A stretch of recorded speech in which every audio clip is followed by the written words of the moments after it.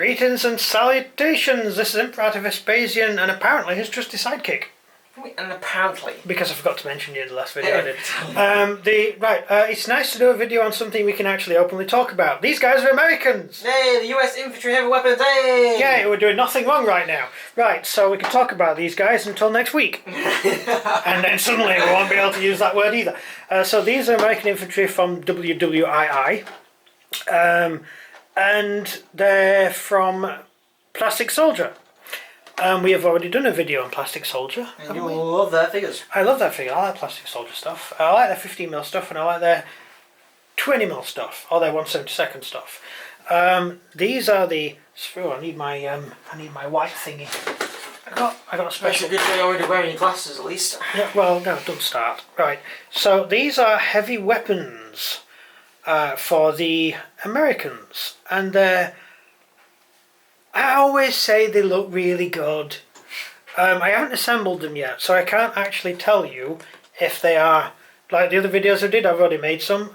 These I've only just got them, so I'm just sort of looking at them, and I think they're just as easy to put together as the other Plastic Soldier stuff as well, which are pretty good. Yeah. They're pretty easy to put together. They're nice and chunky as well, which means they fit in well with your lead figures. Irregular do some great World War II stuff, really like civilians and stuff that are matching with the German stuff they do, and you buy them in packs, and these figures scale wise fit in really well with those, or at least the ones I own. Oops. So these are the guys, and I really like these guys. So we have a couple of machine guns. We've got a light machine gun and a heavy machine gun. That's a 50 cal. That's amazing. 50 cal. 50 caliber machine gun, yeah. Use it for hunting elephants, I would assume. 50 cal will go through a light tank. And did go through a light tank. I like it. Then we've got the bazooka, the most overrated infantry weapon of the Second World War. The Germans had the Panzerschreck, which would make tanks not be there anymore. And the Panzerfaust. And the Panzerfaust, which would not be there anymore. You're watching a lot of World War II films at the moment, aren't you? They make things not there anymore as well. Whereas the bazooka was great at taking out anything medium or light. Like Panzer III, it's dead. You fire a bazooka at it, the Panzer III goes away. But anything bigger than a Panzer III, you're going to have trouble. It's not going to do a huge amount of damage. Also, it sticks out like a sore thumb because it's very hard to lumber around and load. So, yeah, better than not having anything. Indeed. And it's also better than the other German anti-tank weapon, which was sticking a magnetic mine on the side of a tank. I'd rather have a bazooka. Decent range to a bazooka as well. Much better than the Piat. You can fire it and run away really fast. Yes. The Piat went about 5 yards, and you were lucky if it actually went that far. It would probably just land in the mud and not do anything. Not a huge fan of the Piat, although the idea of it was pretty good. But the bazooka, that's okay. Actually, you know what? I think after all that talking, I think the bazooka's about a decent average anti-tank weapon. Because if you put it up against the Piat, which is rubbish, or the early Russian RPG, which was rubbish, or the anti-tank rounds they tried to fire from rifles. Yeah, so actually, no, I take it back. The bazooka was awesome.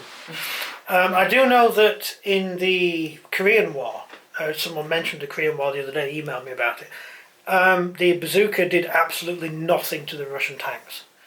The Americans would fire bazookas at point blank at a T-34 and it would do nothing.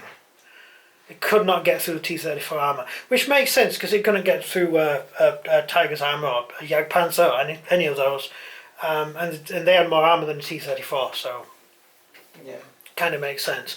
They did at the end of the war. They were bringing out a heavier bazooka, which actually could do that. Unfortunately, it was heavy, really, really heavy. You need multiple people then. Yes.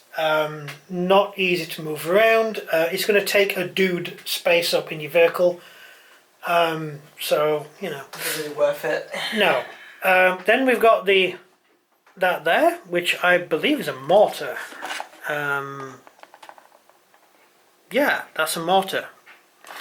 Now we've got a light mortar down there, and so we've got a decent amount of sport equipment for our Americans. And our Americans need a lot of sport equipment, don't they? Yeah, hats off to them. I like this. I like these figures. They're pretty decent. Oh, and just there we've got the Ye Olde machine gun from Ye Olde times. That's like a World War One vintage. Great, absolutely wonderful. Then again, Germany was using World War One vintage stuff as well. Oh, let's move that out of the way. So, on the back of the box, you have a nice painted up figure, and you have the little picture so you can see the figures, and that's them. Oh, that tells you what it's got in the back. It's got a 1917 machine guns, 1919 30 caliber machine gun, a M2 Browning 50 cal, 3 60mm mortars, so they're your knee mortar types, and then you've got 3 81mm mortars and 3 4.2 inch chemical mortars. Pretty good. Decent little support unit, and given that the other box has all got infantry in, you kind of need this box to give your infantry the ability to do anything other than run around like weebles. Alright. That's it. I believe that is everything. So if you enjoyed the video, please like and subscribe, and comment down below what you think of Plastic Soldier US Infantry Heavy Weapons. Yeah, I like them, and you're going to see them in battle very soon. Well, actually, not these ones. I've got to paint them and make them first. I haven't done them yet. So it might be a bit. So that's everything from me. And everything from him. Goodbye. See ya.